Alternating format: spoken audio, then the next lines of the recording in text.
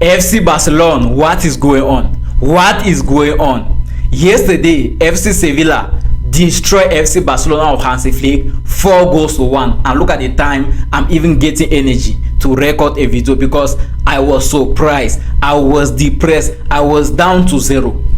I was surprised seeing Barcelona play the way they played yesterday against Sevilla. When was the last time I saw a Barcelona play this type of game? I think that was the worst performance under Hansi Flick. I've never seen Barcelona play that way. I've been supporting this team for more than 10 years today. I've been supporting FC Barcelona for more than 10 years. And I cannot remember the last time I saw Barcelona play the way they played yesterday with the quality of players they have. I know they don't have too many players, but at least they could have defended that game yesterday. In this video, I'm going to give you guys what I learned in that game, what needs to be done from that game, and if Barcelona wants to compete for trophies this season, what they need to do, right?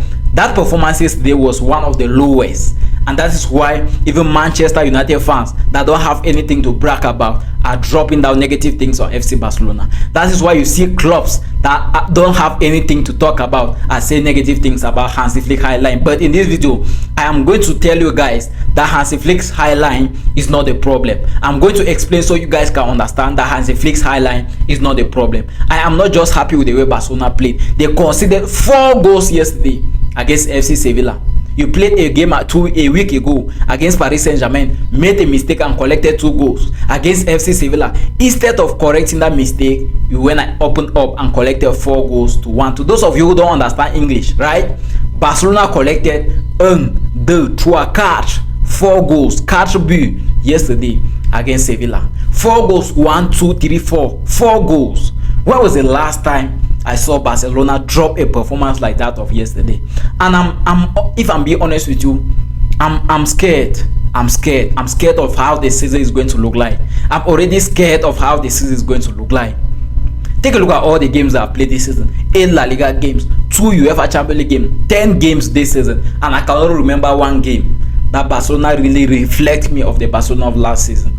I cannot remember a single game that Barcelona played so well that made me remember the Barcelona of last season. I cannot remember any. I cannot just remember any. I don't know if the absence of Lamine Yamal, Raphinha, Joan Garcia, Fermin Lopez and Gavi is what is pushing Barcelona to perform the way they are performing. I don't even know if the absence of Inigo Martinez is pushing Barcelona to play the way they are playing. But my feelings are hurting me. I'm scared of this club. The El Clasico is going to be on the 26th. After the international break, the first UEFA Champions League game is going to be against Olympiacos, and those are games that Barcelona needs to get their confidence from. If they miss those games, they miss out the season. If they miss those games, they miss out the season. Now, let us take a look at the team performance from the players. Hansi Flick started the game with his normal formation 4-3-3. Ronald Araujo alongside Paul Kubasi, Gerard Martins, Koundé. At the level of the midfield, Daniel Olmo was there. Frankie de Jong, Pedri. To the level of the attack, Robert Lewandowski, Ferran Torres, and Raphinha. Who was the biggest flop in this game? The biggest flop of this game was Robert Lewandowski.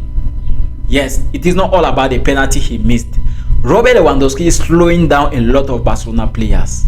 Robert Lewandowski is slowing down the intensity of these games. Now, one of the reasons why Barcelona is suffering this much is because they don't have a player that is going to press the opponents. They don't have a player like that. And when you keep Robert Lewandowski aside because that his penalty was just another miss, to me, Robert Lewandowski needs to start learning Arabics. He needs to move to Saudi Arabia because that is... I'm sorry if you guys are not understanding me. It is just the way I feel, but I don't think Robert Lewandowski is not a bad player. He gave a lot for Barcelona. But at this point in time, we have to accept the truth. Robert Lewandowski's place is no longer at Barcelona. At the age of 36, I don't know if he's 36 or 37, he does not deserve to be at Barcelona again. We all respect that I have for him. Even if he needs to be at Barcelona, at least Barcelona needs a striker that they can count on and let Robert Lewandowski be a backup to that striker. I'm sorry if I'm hard on him, but I think he needs to be on the bench or move away from Barcelona. I'm not even counting on Ferran Torres. Take a look at those two players, Ferran Torres and Robert Lewandowski. Who can you even start a game with? Imagine a big club like FC Barcelona, one of the biggest in the world, the greatest of all time. You don't know the striker to start the game with. If Barcelona is playing a game tomorrow against Real Madrid, you ask me, HT, who do you think Barcelona to use as a striker tomorrow? Do you know I'm going to tell you I don't know? I'm going to tell you I don't know. I'm going to tell you I don't know because I don't know the difference of Ferran Torres and Robert Lewandowski right now, this season. I don't know the difference between these two guys. Last season, Robert Lewandowski was good and Ferran Torres coming from the bench was always good. But this season, it is the opposite. In fact, it is the opposite. And I just hope that when Lamine Yamal and Raphinha will return, Rashford will be used as a striker. I just assume that is going to be the case. And now, let us take a look at Marcus Rashford. Massive kudos to him. Yes, he is welcome. I can give that guy everything that I have to watch him play. Marcus Rashford is one of those Barcelona players who are low-key. We don't appreciate him. Who are low-key. We don't see what he is doing, but he is doing a lot for Barcelona. Do you know that in the last 12 goals of FC Barcelona, Marcus Rashford contributed for 7 of those goals? The last 12 goals that Barcelona scored in all competitions, Marcus Rashford contributed 7 of those goals. Kudos to him. Well deserved. Well deserved. Very welcome to Barcelona because he's one of our best players right now. He's one of our best. Apart from Pedri, Rashford is the best. Rashford is the best. And now when you go to a level of the midfield, Frankie de Jong, Pedri, Dani Olmo. What happened to you during the international? What happened to you during the holidays? What happened to Dani Olmo during the holidays? Dani Olmo is fully fit. Dani Olmo is not injured. But the way the guy is playing, he's playing like someone who is putting on Dani Olmo's mask. What is that performance from? Like, Dani Olmo did not play a single game this season well. Take a look at the defeat against PSG. He had the chance. He had the chance to make it 2-1. He missed the chance away. And in return, Barcelona received a goal. Dani Olmo, please, if you don't want to play, tell the coach you are injured so we can take you to the hospital. You sit there. If you are not ready to fight for this badge, if you cannot fight for this badge, go down. Tell the coach you are injured. Because the way the man have played this season just discourages me. I'm missing Fermin Lopez. And when you go to Pedri and Frankie de Jong, if I'm being honest with you, these two guys to me, no matter how difficult a game is, these two guys are always at their best. Frankie de Jong and Pedri always give all for this badge. But the reason why that game yesterday was hard is very simple. A football team is made up of 11 players, and not just 1 or 2 players can carry a team. All the players are going to contribute for the club's success. And when you take a look at that game, Pedri I think Pedri touched just around 50 balls. Now, statistics shows that Pedri normally touches around 100 balls per game, but yesterday was 50. Why? Because the players were very average, all of them. The players were just too average yesterday. All of them were just too average.